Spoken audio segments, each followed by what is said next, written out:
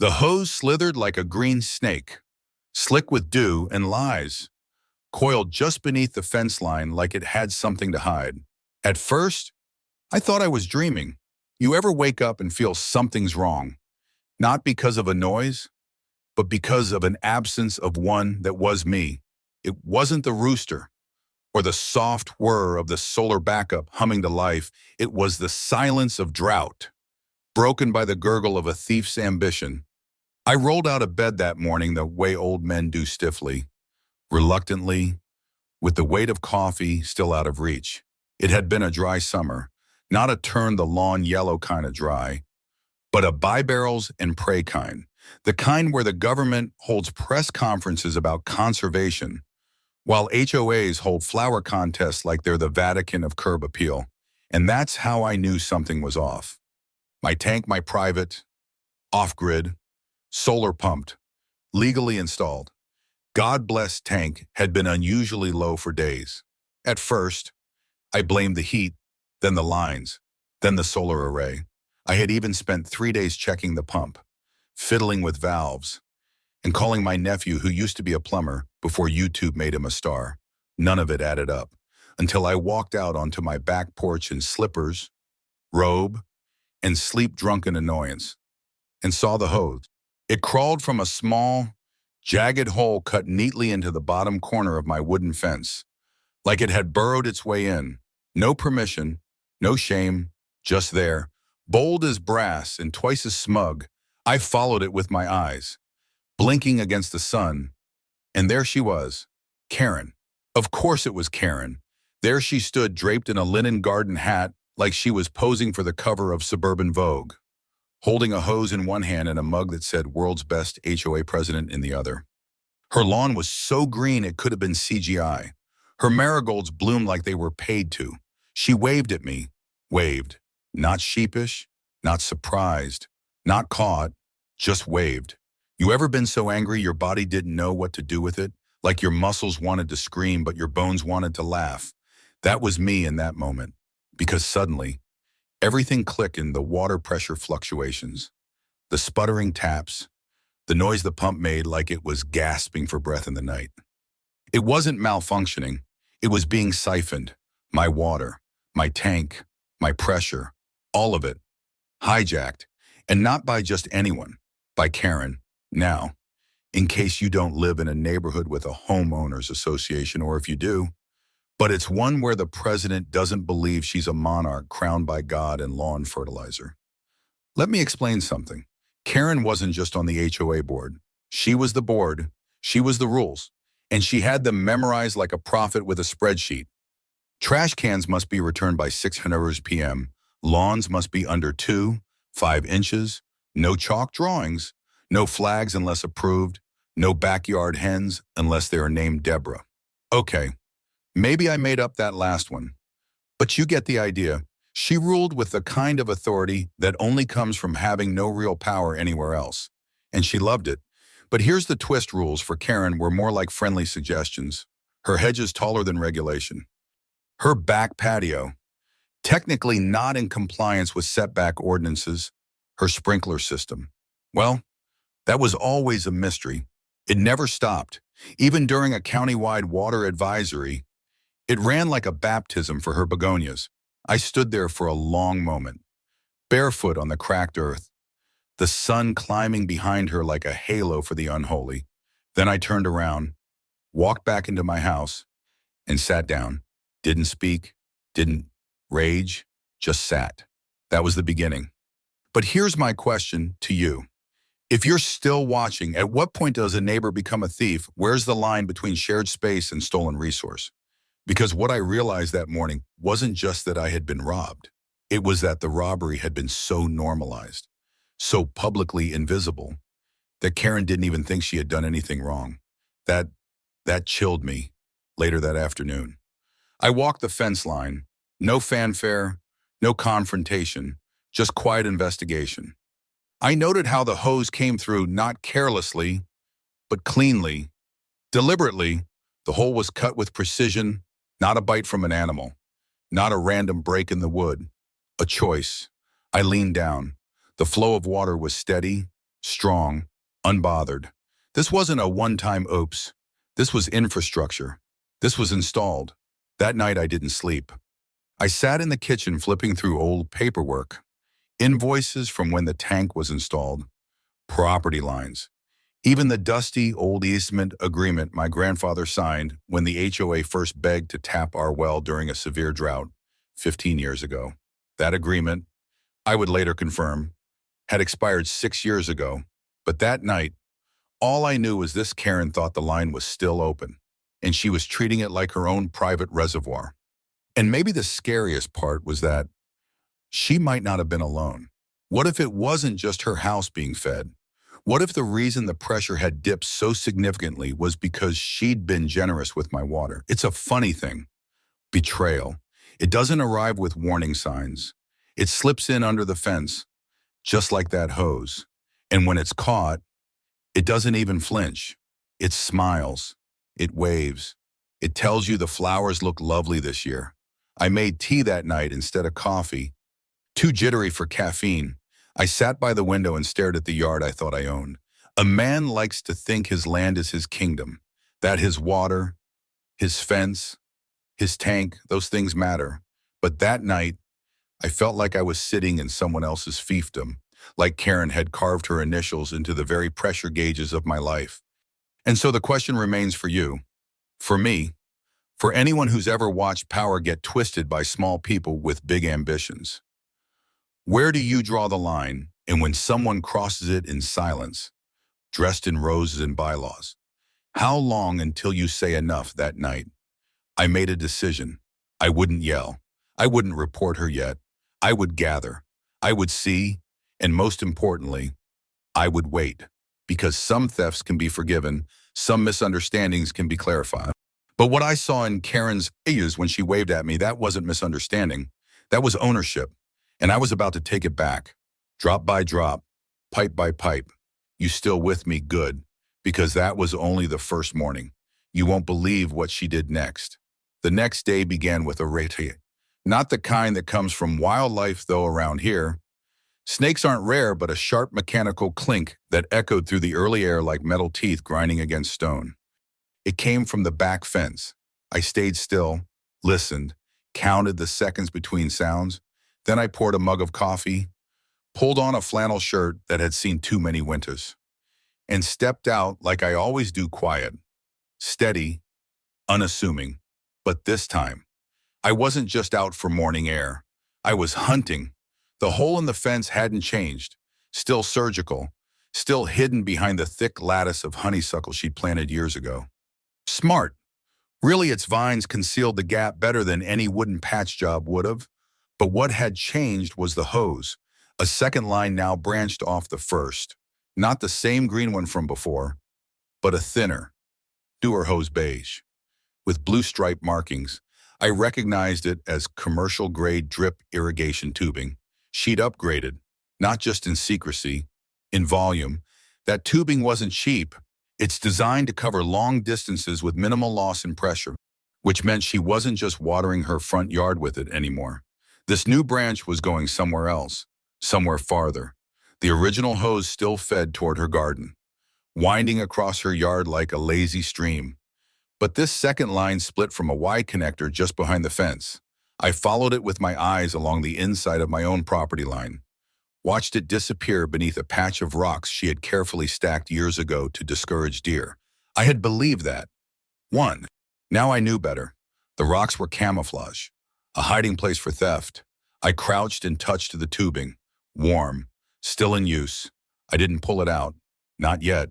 Instead, I walked the perimeter, slowly, deliberately, like a man counting steps between betrayals, halfway around the southern end of my lot. I found where the second hose resurfaced, poking through another small breach in the wood. This one behind an old cedar that shaded the rear fence. Beyond it, lot 17. Patel's house. I knew them kind people. The husband worked nights at the hospital. The wife often left baked goods in the mailbox when the holidays rolled around. I had no beef with them, but that didn't mean they weren't connected to this. Still, I doubted they even knew. The hose ran across their yard like a ghost buried halfway under mulch, twisted through rose bushes. and then slipped under the fence into the next property over, lot 16, then again to lot 15, and then, finally, lot 14. Karen's 4 houses, 1 system. It wasn't just Karen stealing anymore. It was Karen supplying. You ever realize you're not the victim of a petty theft, but of a full-blown operation that your water, the stuff you filtered, stored, and regulated through a solar monitored tank you'd built with your own hands, had been turned into a black market utility that the HOA president, who fined you once for having an American flag that was too faded, was quietly running a for-profit hydration racket using your well. That was the moment. I didn't get angry, not in the way I expected. I got surgical. I went inside, grabbed a notebook, and started sketching what I'd seen: the path of the tubing, the location of the connectors, the entry and exit points. I marked timestamps. I took pictures. Then, I made a decision that felt strange even to me. I installed another trail cam, not facing Karen's garden this time. This one went behind the cedar tree, aimed right at the Y connector where the tubing branched. I hid it inside a hollowed-out owl statue I'd kept from Halloween 3 years ago. The irony was not lost on me. Watchful bird, watching thieves. That evening, I reviewed footage from the night before the camera I'd installed near the main valve junction. I hadn't had time to check it fully since catching Karen's handyman the first time. I scrubbed forward through 2 nights ago. Midnight, then 1 a.m., then 2:17, movement, a figure. Not the handyman this time, smaller, different gait. Likely Karen herself, or someone similar in build. The person worked fast, repositioned the hose, adjusted the pressure clamp, then disappeared. Nothing about it seemed casual. It was methodical, familiar, routine. This wasn't desperation. This was business. The next morning, I called Roy again. I need you to dig deeper. I said, voice low, check if there's any formal record permits, inspections, anything that would allow shared water lines across those 4 lots. He paused. You think she expanded? I know she expanded. I walked the line myself. Roy whistled. That's felony territory. Man, not HOA fine stuff. That's county-level fraud if she's charging people. I don't care about charges. Yet, I care about cutting the head off this thing without the whole street losing pressure and blaming me for it. Roy said he'd run a property check and be by the next day. Meanwhile, I visited Patel's house under the pretense of returning a misdelivered package. His wife answered, offered me tea, and I sat on their porch watching their sprinklers hiss and spin in perfect arcs. Yard's looking good, I said casually. She smiled. Karen's a miracle worker. Last year we had nothing but brown patches. This year, she fixed everything. No idea how, but it's amazing. You guys on a shared line with her, oh no. She said quickly. Karen arranged something privately, said she had access to better water pressure. We pay her monthly. I nodded slowly. You ever sign anything? She laughed. No. Why? No reason. I said, just curious how she pulled that off. She didn't press. People rarely do when you're the quiet neighbor with chickens and a frown that looks permanent. By the time I got back to my house, the sun was setting low, casting gold over the field. I checked the owl cam, jackpot, a new clip, Karen again this time with gloves. Dressed like she thought wearing black yoga pants made her invisible at night. She adjusted the regulator, checked the meter, wiped down the nozzle.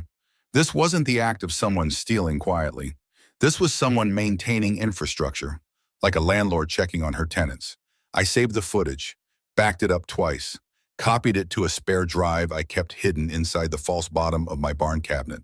Then, I walked back out to the tank. I stood there, watching it, the way a shepherd watches his flock not just for the wolves, but for the sheep that wander too close to the edge. My water levels had dropped 18% in 2 weeks. That wasn't drought. That was theft. Monetized. The next day, Roy arrived with a manila envelope and his county laptop. No permits. He said, no easements, no written contracts between those lots. In fact, the only record of shared water infrastructure is the one your grandfather signed with the HOA, and that expired 6 years ago. He handed me a printed map. Legally, that whole system belongs to you. If it's on your tank, your line, your land, it is yours. Anyone using it without a contract is trespassing. Repeatedly, I exhaled. It was a strange feeling knowing you're right, not in a smug way, in a heavy, grounded way, like standing on bedrock after weeks of mud. Roy looked over at the fence line. You gonna cut them off? Not yet. Why? Because I want them to feel it first. Not the loss, the doubt. I want them to look at their grass and wonder why it's yellowing. I want them to call Karen and ask why the pressure's dropping. I want her to squirm. Roy grinned. Damn, you're more patient than I'd be. I wasn't sure that was true, but I knew this much revenge burns fast. Leverage simmers slow, and so I waited again. One day, two. On the third, I heard Karen on the phone from across the fence, her voice sharp, cracking under pressure.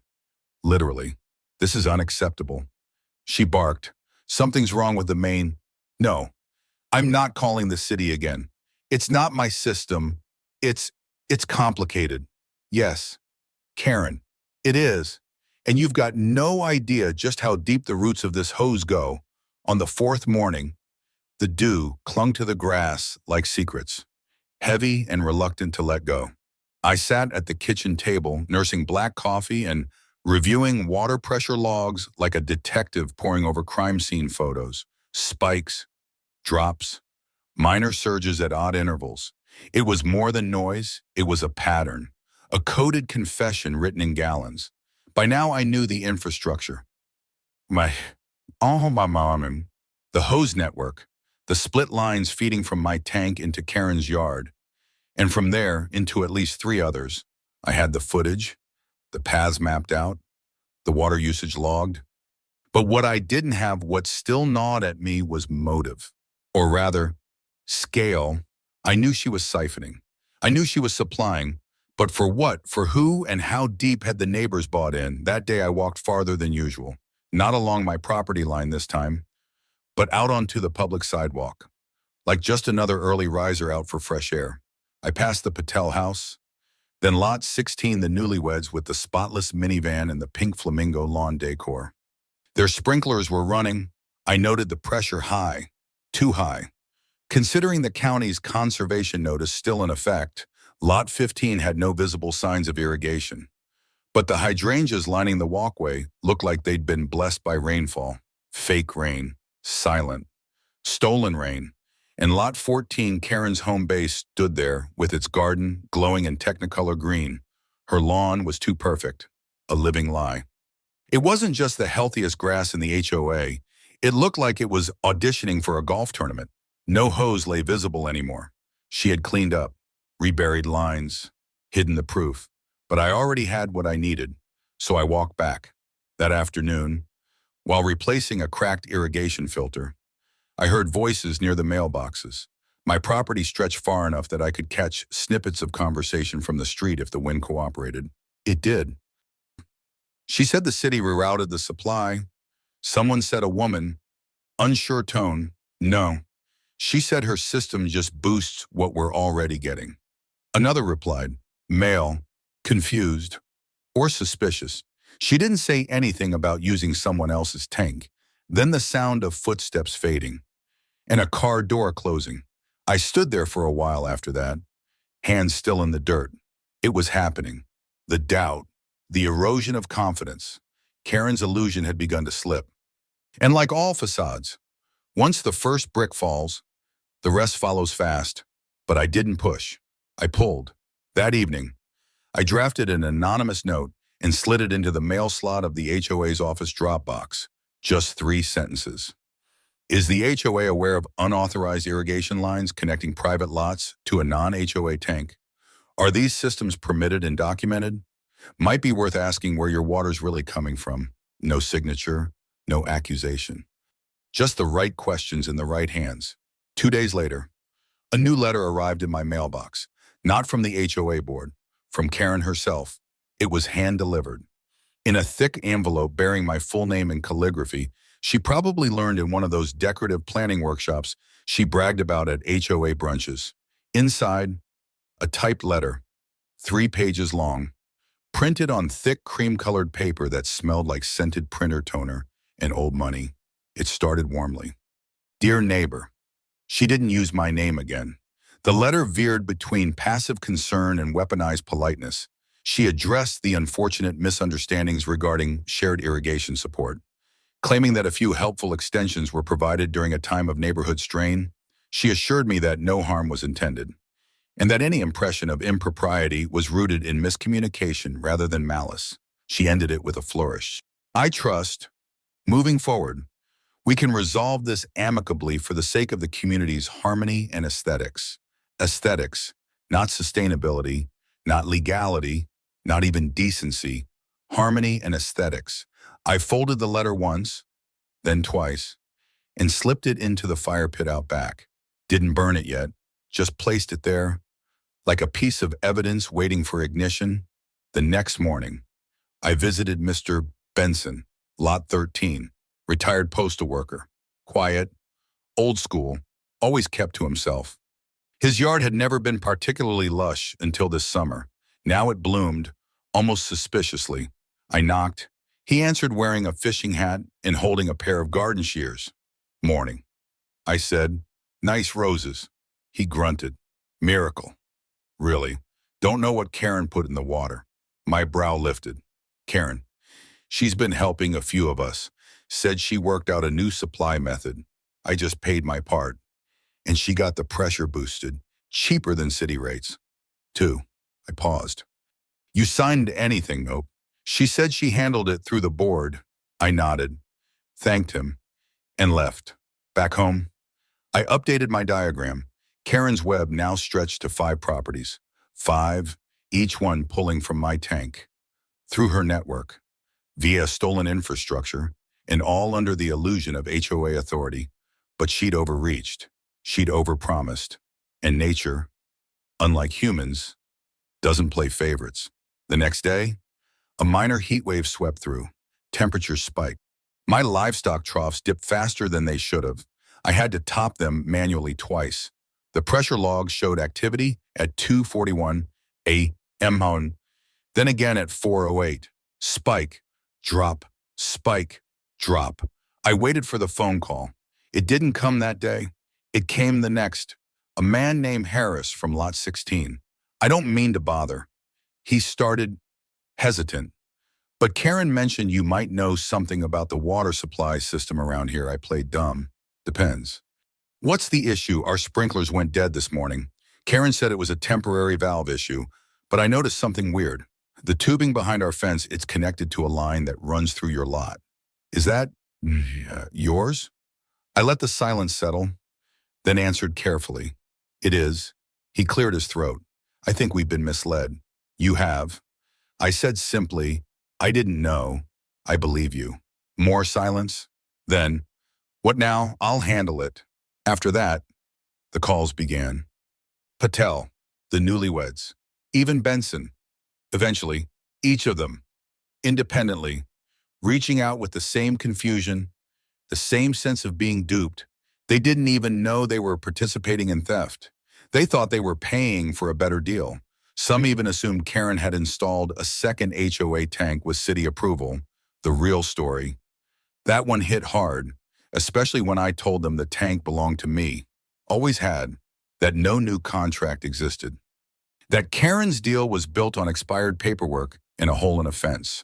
One neighbor cried, another asked if he'd be liable. Most just apologized. I didn't gloat. I didn't threaten. I listened. Because what Karen had built wasn't just a scheme, it was a lie so seductive it looked like a solution. And people wanted solutions. They just didn't know they were standing on someone else's foundation.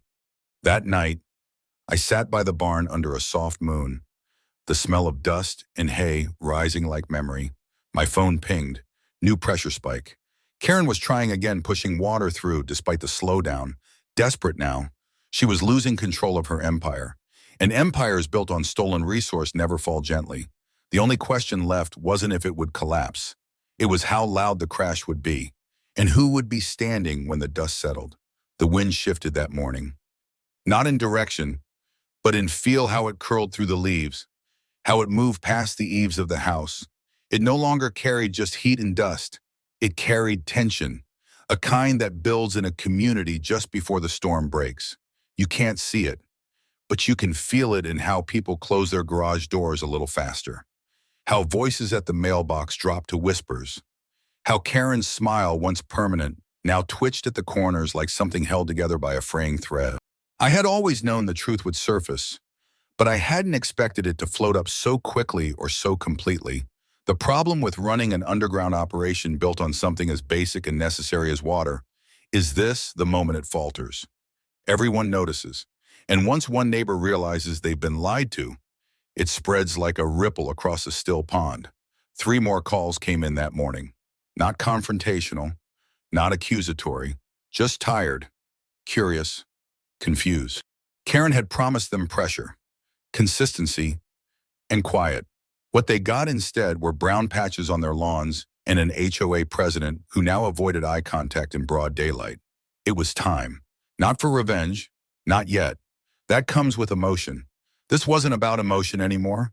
It was about leverage. So I went to the local hardware store, the one with dusty aisles and a guy named Emmett who knew more about off-grid plumbing than most county engineers.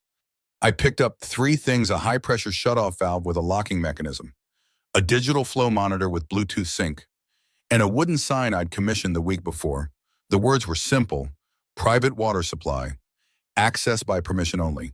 I'd requested the lettering in thick black paint, readable from 30 feet away. Not flashy, not aggressive, just unarguable. By noon, I'd installed the new shutoff valve on my end of the line deep inside the junction box, hidden under the slanted shed by the barn. I locked it with a brass padlock and checked the seal. Then I wired in the flow monitor and linked it to my phone.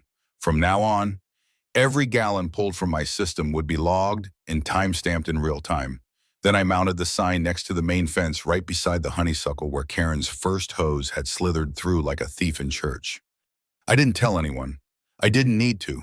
Karen would see it. The others would ask questions. That was the whole point.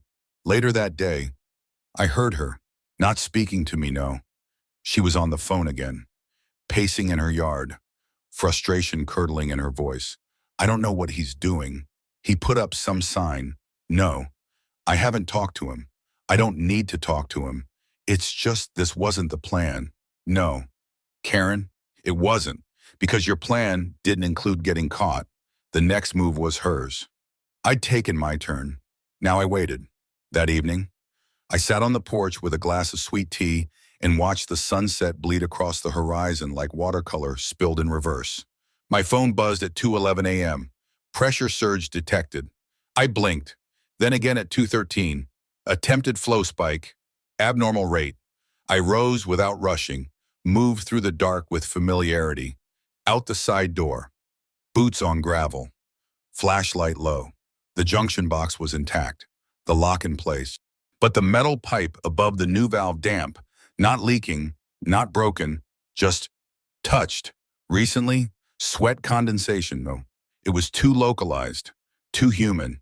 Then I saw its small scratch marks around the base of the connector, fresh, subtle, but unmistakably made by a tool. I returned to the house, slid the SD card from the trail cam, and cued the footage. The timestamp showed 2:07 a.m. I scrubbed forward. There she was, Karen, wearing all black. A hoodie pulled tight around her head like she thought she was robbing a casino instead of a rancher's fence line. In one hand, a flashlight. In the other, what looked like a plumber's wrench. She crouched by the pipe, fumbled with the valve, then paused, startled by something in the bushes. A raccoon. Judging by the blur of fur and the panicked way she stumbled backward, nearly falling onto her side, I watched it all, not with anger, with precision. The footage was gold. Not just because of what she did, but how she did it. It wasn't just trespassing. It wasn't just attempted tampering. It was her undoing. Captured in 1080p, infrared enhanced clarity, I copied the file, backed it up. Then I made a calm, measured call to the sheriff's non-emergency line. I'm reporting ongoing utility tampering on private property. I said, I have footage. She's tried to access a sealed system after being asked not to, multiple times. The dispatcher was polite. Said a deputy would be by that afternoon. He was. Deputy Harris. Young, clean uniform. Polite handshake. Looked too new for the kind of slow rot that infects HOA politics. But old enough to read through rehearsed charm. I showed him everything: the footage, the scratch marks, the flow data, the property lines, the original easement contract, the expiration, the updated logs. He listened, took notes, nodded in the places where people usually question. When he finished, he whistled low. She's been running this like a side business. He said, without permits, contracts, or disclosure. Exactly. Did you ever confront her? I shook my head. Didn't need to. She told her story. I just let her. He smiled. You're smart. Most people would have just cut the line. I want the hole to dig itself. He nodded. Impressed. We'll open a report. This is more than a neighbor dispute now. This is illegal use of private utility infrastructure. That night, I waited. Not for Karen, for gravity, and sure enough, the next morning, it hit. The system collapsed. Not mine, hers. The restrictor valve I'd installed had finally choked the flow just enough to render her entire underground empire unsustainable. Her clients, the ones who'd been quietly paying for water that was never hers, found their lawns dry, their irrigation silent, their sprinkler heads coughing dust. And the phone started ringing. Not mine, Karen's. Mr. Patel called me mid-morning. Said his lawn guy noticed the line was dry. Karen wasn't answering texts. Lot 16's newlyweds messaged me next. Did Karen mention a pressure issue to you? Lot 15's owner was more direct. We were told this was authorized. They weren't angry yet, just disoriented, like passengers on a bus that had veered off route and now sat idling in a field with no one at the wheel. By late afternoon, Karen cracked. She came storming down my driveway like a politician chasing a scandal out, determined, and 3 steps behind the truth. You've sabotaged the system, she shouted from the gate. This affects the whole neighborhood. I stayed seated on the porch. You sure it wasn't the raccoon? I asked calmly. Her eyes narrowed. You think this is funny? No, I think it's tragic. You had the whole street convinced you were solving a problem, and now they know you were the problem. You have no idea what kind of pressure I'm under. She snapped. No. I said, standing slowly, but I know exactly what kind of pressure you were under last night at 2:07 a.m., wrench in hand, hoodie on, trying to turn back time with a valve you never owned. Her face drained. You have footage, I do. She didn't speak after that, just turned, her footsteps crunching with the weight of realization. That night, the air was still. My phone didn't buzz. The monitors were quiet. The water flowed just where it was supposed to, nowhere else. And for the first time since this started, I slept straight through. No alarms, no surveillance checks, just the silence of boundaries restored. But I knew this wasn't over. Karen would try to spin it, reframe the story, reclaim the narrative. What she didn't know was that I'd already framed it for her. All that was left was to hang it on the wall. The days that followed Karen's midnight misadventure were unusually quiet. And that, more than anything, told me the storm was gathering force. She hadn't come back. No more sneaking around fences. No more cryptic phone calls within earshot. No more fake morning waves while watering her marigolds.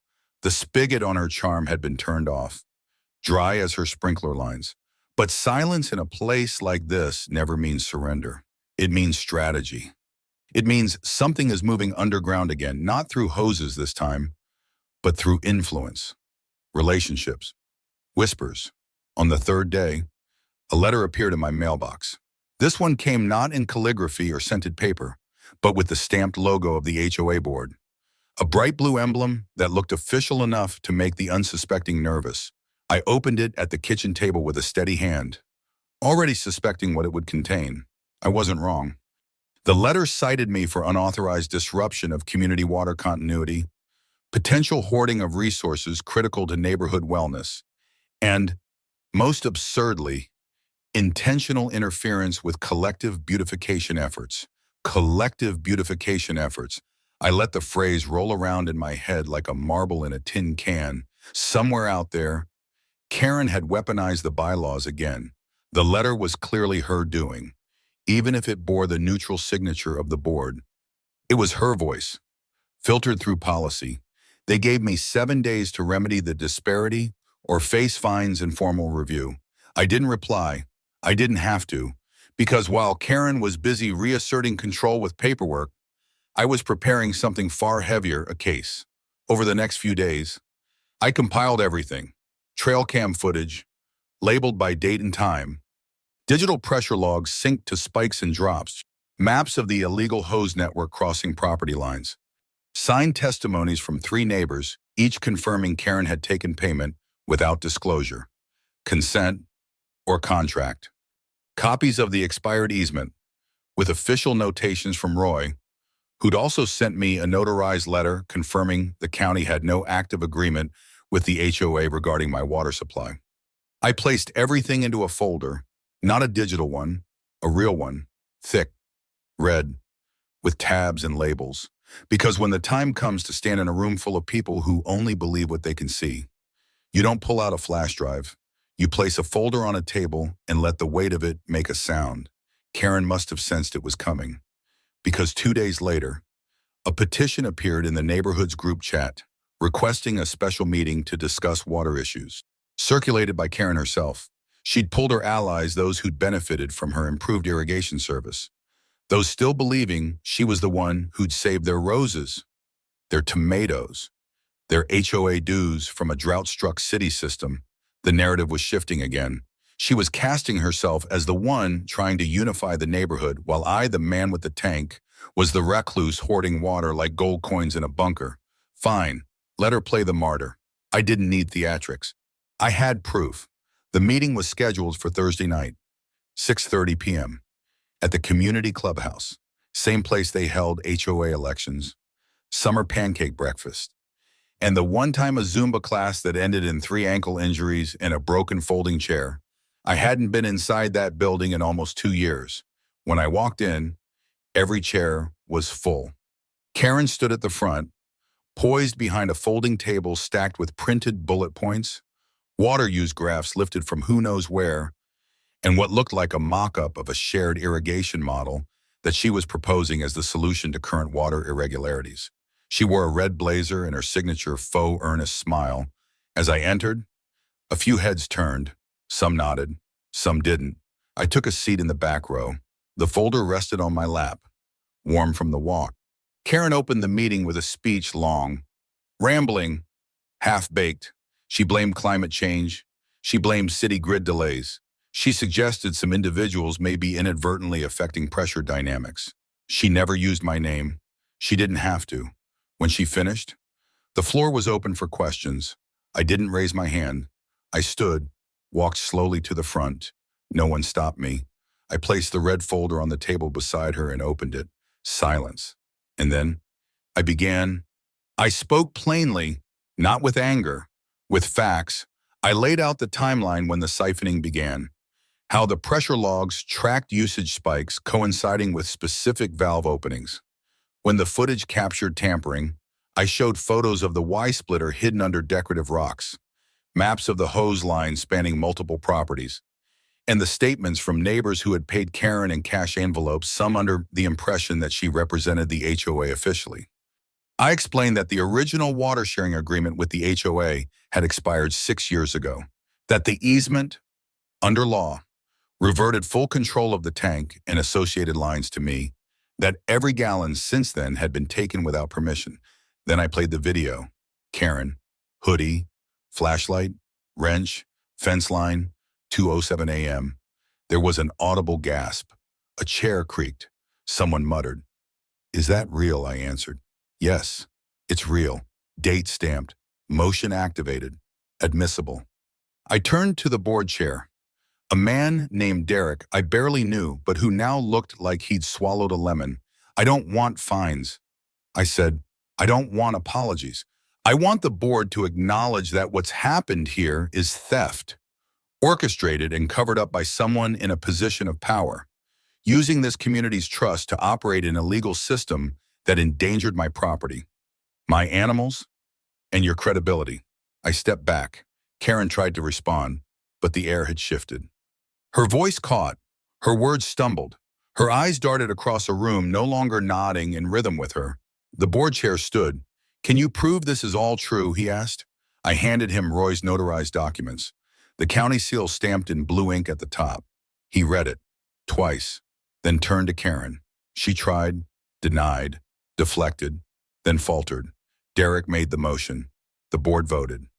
Karen was suspended pending further investigation into misuse of authority, unauthorized system modifications, and possible financial misconduct. As she walked out, shoulders stiff, eyes low, no one followed. No one defended her. The silence wasn't cold. It was final. After the meeting, a few neighbors approached me. No long speeches, just nods. One woman placed a hand on my shoulder and said, "Thank you for doing it the right way." That night, I didn't watch the footage again. I didn't need to. I sat on my porch, sipping from a glass of root beer. Watching Karen's house across the street, the lawn was already yellowing. The marigolds wilted. The hoses coiled uselessly on her front steps. And for the first time since summer began, there was no hiss of stolen water in the night, just the sound of wind returning to a place that had forgotten how to be quiet. There would be more work ahead: hearings, new policies, maybe even lawsuits. But the battle had shifted. The current was mine again, and from here on, it would flow with purpose. The following week moved like molasses, slow and sticky, with tension that hadn't quite dissipated. Karen's house sat quieter than I'd ever seen it. The flagpole, once sporting a pristine HOA-approved banner, now stood bare. Her prized flower beds, once the envy of every lawn-obsessed neighbor, had started their slow collapse into yellow and brown. The hush around her wasn't pity, it was discomfort. People weren't angry anymore. They were embarrassed. Not just for her, for themselves, for having believed in something that, like her garden, had looked flawless from afar but had been feeding on something stolen underneath. I kept to myself. Mostly, walked the property line twice a day, checked the flow logs, no spikes, no disturbances, no signs of tampering. The hoses were dead. The system was clean. It was strange, too clean. Like the calm after a wildfire, where the silence feels unnatural, unsure if it's peace or just the pause before a second wave. Then, 3 days after the HOA vote, I received a new envelope. Not the cheap kind with HOA logos and automated fines. This one was heavier, sealed by hand, and delivered with a knock on my door just after breakfast. It was Gloria. She stood on my porch wearing a denim jacket and a kind, cautious expression. She wasn't from the board originally. A longtime resident, retired school principal, and someone who had kept her distance from Karen's theatrics. But now, after the vote, the board had named her acting chair until the investigation concluded. "May I come in?" she asked. I nodded and led her to the kitchen, offered coffee, which she declined. She opened the envelope on the table and pulled out a 2-page letter, along with a thin folder of documents. "This is the board's formal acknowledgement," she said, "that your tank, your system, your infrastructure are privately owned. The expired easement has been reviewed by the county. Everything you presented checks out." I didn't speak, just nodded once. She continued, "We also included a formal apology from the interim board." She added, "Not just for the water issue, but for allowing someone to misuse community trust on our behalf." Her words were even, practiced, but not cold. She meant them. Then she pushed the folder forward. "And this," she said, "is a proposal." I opened it. Inside was a draft contract, legal, notarized, offering terms for the HOA to purchase regulated access to a portion of the water supply under strict conditions, fair compensation, monthly reporting, shared maintenance costs, with a clause allowing me to terminate the agreement at any time if violations occurred. "I didn't come to pressure you," Gloria said, "but this neighborhood still needs water. And most of us had no idea what Karen was doing.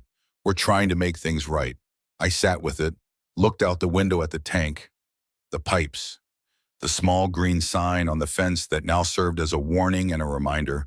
I'll consider it, I said. She smiled. Not big, just a quiet one. Grateful. That's all we can ask. After she left, I stared at the documents for a long time. I didn't move them, didn't file them or toss them, just left them open on the table. Because the truth was, I'd already made my decisions, I just hadn't told myself yet. I wasn't looking to become a water baron. I didn't want power. What I wanted was control not over others, but over my boundaries. And maybe, just maybe, to see this place become better than it had been under Karen's rule. The following morning, I placed a new order at the hardware store, not for locks or valves this time, but for irrigation supplies. Enough to lay the groundwork for a small community garden in the open lot beside the clubhouse. I didn't announce it. I didn't call a meeting. I just started working. A few people noticed. One neighbor brought over extra mulch. Another donated some old cedar planks. By the third day, a small crowd had gathered to help dig raised beds. Word spread.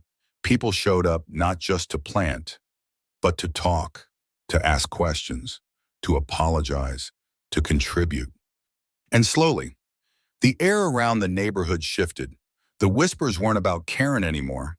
They were about composting methods, native plants, rainfall collection barrels. Conversations that used to end in complaints now ended in ideas. I let it happen, quietly, one bed at a time.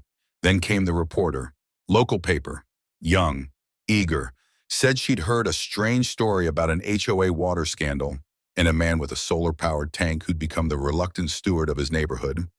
I didn't want headlines, but I agreed to talk on one condition: no exaggerations, just facts. We met by the garden.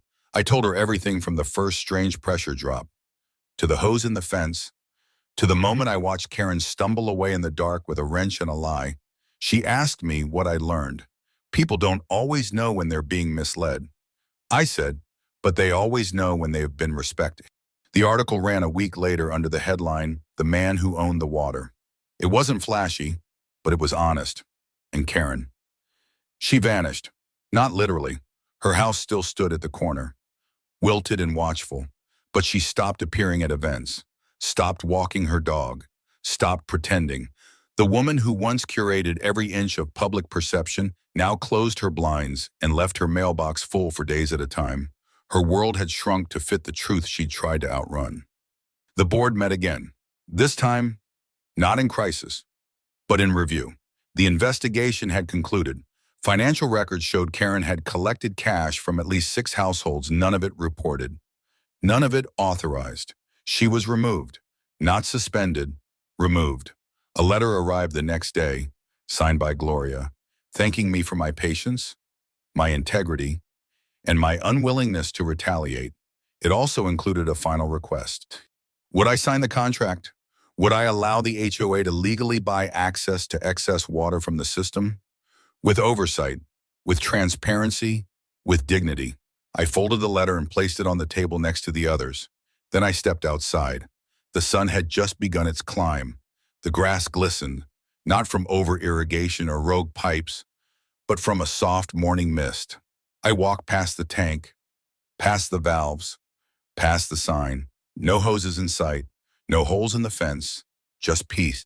And for the first time in months, I let myself believe it might stay that way. Not because people had changed, but because the system had, and this time, it wasn't built on secrets. It was built on respect. The new contract was signed on a Wednesday. There was no ceremony, no ribbon cutting, no dramatic speeches, just a folding table, a clipboard, and a pen that clicked louder than it should have. Gloria had insisted the signing take place on my property, right beside the tank. Symbolism matters, she'd said. I agreed, not because I needed recognition, but because I needed everyone to understand exactly where the water came from. And more importantly, who was responsible for it now. It was early in the morning when the board members arrived. Gloria came first, dressed in her usual denim jacket, clipboard tucked under her arm. Then came Derek, the former chair, now just a board member again, his posture straighter than before, like he was trying to earn back some kind of internal credibility. A few others followed newer faces, elected after Karen's removal. No one mentioned her name. Her absence hung in the air like the scent of something recently burned.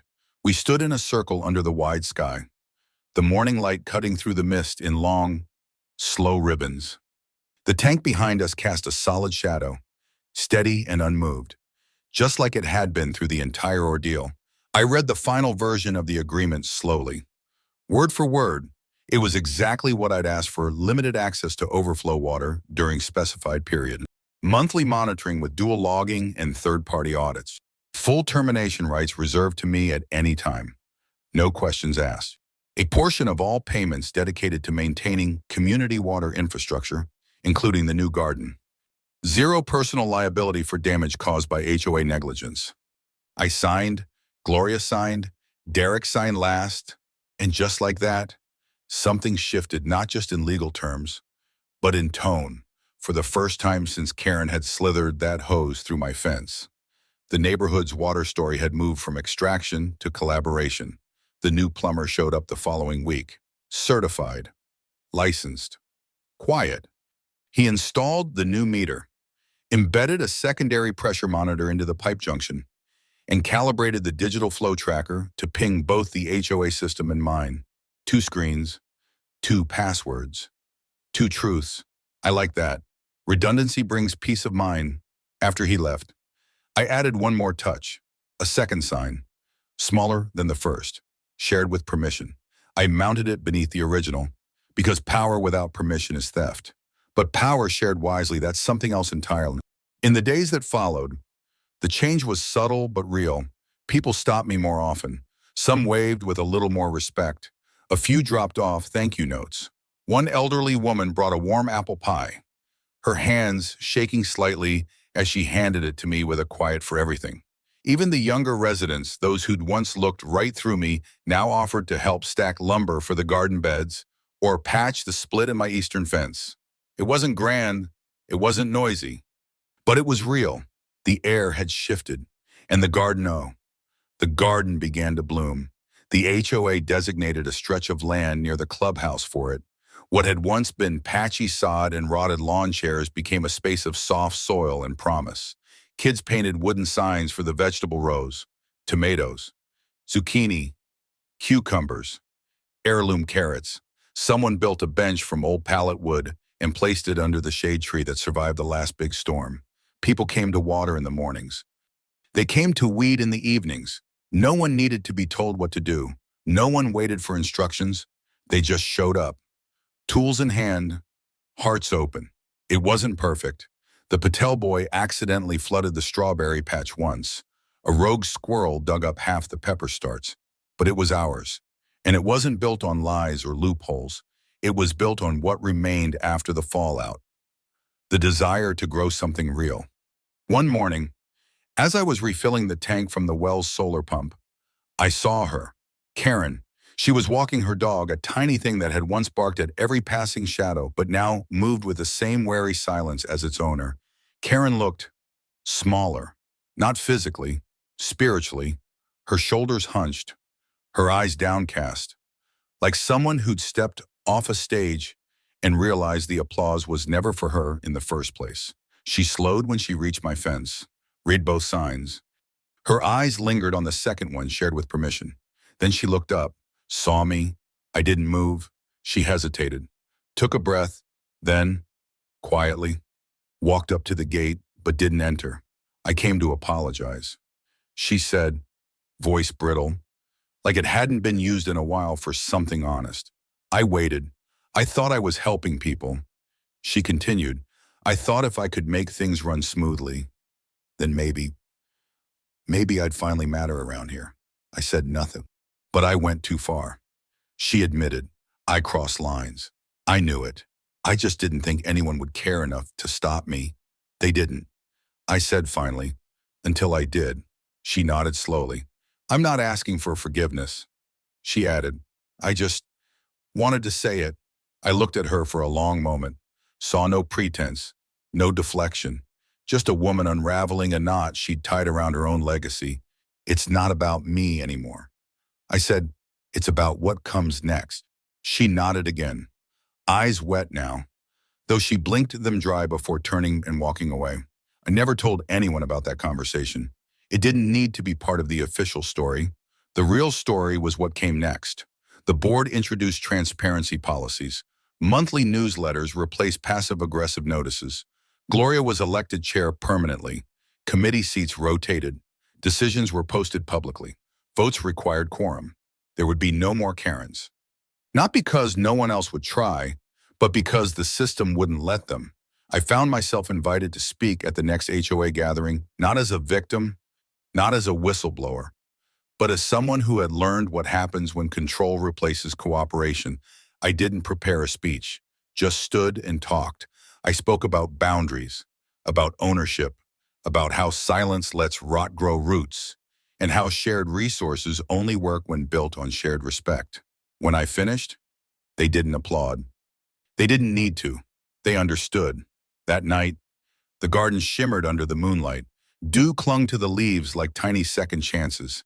The sprinkler clicked on, precise, efficient, fair. No more siphons, no more lies, just clean water, flowing by design, shared by consent. And as I stood there watching it all, I realized something else. In the beginning, the tank had been mine, just mine. But now, what it symbolized, what it protected, that belonged to all of us. And maybe, just maybe, that was the whole point. Summer arrived in full. Thick heat, not the cruel, blistering kind that cracks the soil, but the kind that makes everything smell like earth and grass and possibility. The garden was alive now, not just in plants, but in people. What started as a patch of soil and tentative goodwill had bloomed into something organic in the deepest sense. Children with dirt under their nails named tomatoes after cartoon characters. Neighbors who once passed each other with polite nods now lingered, sharing stories over watering cans. Someone painted a sign that read, "No one grows alone here." It hung crookedly over the compost bin, and no one corrected it. Every morning, I made the same walk from my porch to the tank, across the gravel path, past the twin signs by the fence, private water supply, and shared with permission. The second one had begun to fade a little in the sun. I thought about repainting it, but decided against it. Let it wear naturally, the way all honest things do. The system worked. The flow monitors logged every gallon. The dual meters matched.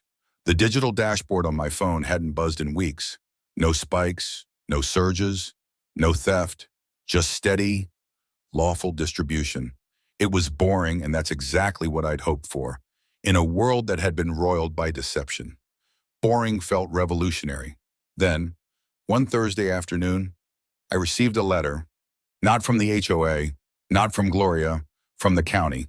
It arrived in an envelope marked with the seal of the Department of Water Conservation. A quiet little office that most people only remember exists when there's a drought or a fine. Inside was a formal request and offer. Really, they had read the article, The Man Who Owned the Water. Someone had forwarded it to a state water director, who passed it on to the local conservation office. They were intrigued by the model, an independently operated, solar-powered private tank, functioning as a monitored, legally governed microsupply. They wanted to know if I'd consider partnering with the county on a limited basis during peak drought conditions. It wasn't a demand, it was an invitation. I didn't answer right away. That night, I walked the perimeter of my land. The fence was intact. No new holes, no new hoses. I stopped by the cedar tree where Karen's second line had once branched off. The ground there was healed now. The rocks she'd stacked to hide the junction had been removed, replaced by wildflowers I'd planted out of quiet spite, and maybe a little hope. I leaned against the post and watched the garden in the distance. A few silhouettes were still moving neighbors tending the last of the evening watering. The community irrigation system, now upgraded and fully transparent, clicked softly as it shut off for the night. This place had changed. I had changed. When the tank had first been tapped, I'd reacted like a man whose home had been violated. And it had, but now I was something else, not a victim, not just a landowner. I was, in some quiet and reluctant way, a steward of the water, of the boundaries, of the peace that had returned. The next morning, I called the county office. The woman on the other end, Director Monroe, was practical, not bureaucratic. She listened more than she talked. When I explained the setup, the limitations, the pressure curves, and the legal tightrope I'd walk to restore order, she didn't interrupt once. "We don't want to interfere," she said. "We just want to learn from it, and if possible, build something similar elsewhere." I agreed to a review meeting on one condition: I'd maintain complete control of the source. No rerouting. No annexing. No assumption of ownership. She agreed. And that's when I realized something: people weren't coming for my water anymore. They were coming for the idea that if something as basic and vital as water could be managed with fairness, maybe other things could too. 2 weeks later, the HOA held a vote. Not about water this time, about policy, long-term planning, land use, emergency management. For the first time in the history of our little suburban kingdom, the vote was open, transparent, and required majority participation. They asked me to speak, not as an owner, as a neighbor. I stood on the same folding chair Karen used to use to elevate her speeches. Only I stayed seated. "I'm not here to give advice," I said. "I'm here to tell a story." And I told them briefly, calmly, what it looked like when unchecked power twists the simplest resource into a tool of control. What happens when rules are used as weapons? When silence is mistaken for consent? When people look the other way because the lawn looks good? I ended with this: water doesn't belong to the loudest voice. It belongs to the future. Let's act like it. The vote passed. New policies were enacted. New roles created. No one person would hold unchecked control again. Committee seats would rotate. Budgets would be visible. Questions would be expected, not punished. Karen never showed up. She stayed in her house, curtains drawn, her once immaculate front yard now dry and neutral, not overgrown, just neglected, like someone had stopped pretending to care. A few of her former allies tried to rekindle support, but most had quietly stepped back, ashamed or simply exhausted. The story had turned, and she had faded from it. But one morning, something shifted. She was standing on her porch, across the street, watching the community garden. I didn't wave. She didn't either. But this time, there was no malice in her expression, just recognition, a soft, unspoken understanding that the story she had tried to control now had a different author. And that author was everyone else. The fall harvest came in early. Squash, tomatoes, radishes. The kids painted wooden plaques for each row, some spelling the vegetables wrong in the most charming ways. Someone built a scarecrow from old HOA t-shirts. The community installed a drip irrigation system powered by overflow from my tank. Every drop had a name now. Every line had a ledger. Nothing was wasted. One evening, as I swept out the barn, Gloria stopped by. She handed me a small envelope and a package. Inside was a certificate signed by the county and HOA board, recognizing outstanding contribution to sustainable community infrastructure. I chuckled. "I didn't do it for this." I said, "I know," she replied. "But we needed to set the record straight." Then she handed me the second item, a wooden plaque, hand-carved. It read, "Steward of the Source." I didn't mount it right away. That night, I sat on the porch with it in my lap, listening to the soft clicks of the irrigation system, the breeze through the leaves, the distant sound of children laughing in the garden. The plaque wasn't about pride, it was about responsibility. The source of anything valuable: trust, truth. Water must be protected, not controlled, not hoarded, protected. And as I finally stood and placed the plaque beside the tank, just under the twin signs, I knew something I hadn't understood before. This had never really been about water. It had been about boundaries, about dignity, about the cost of silence, and the reward of patience.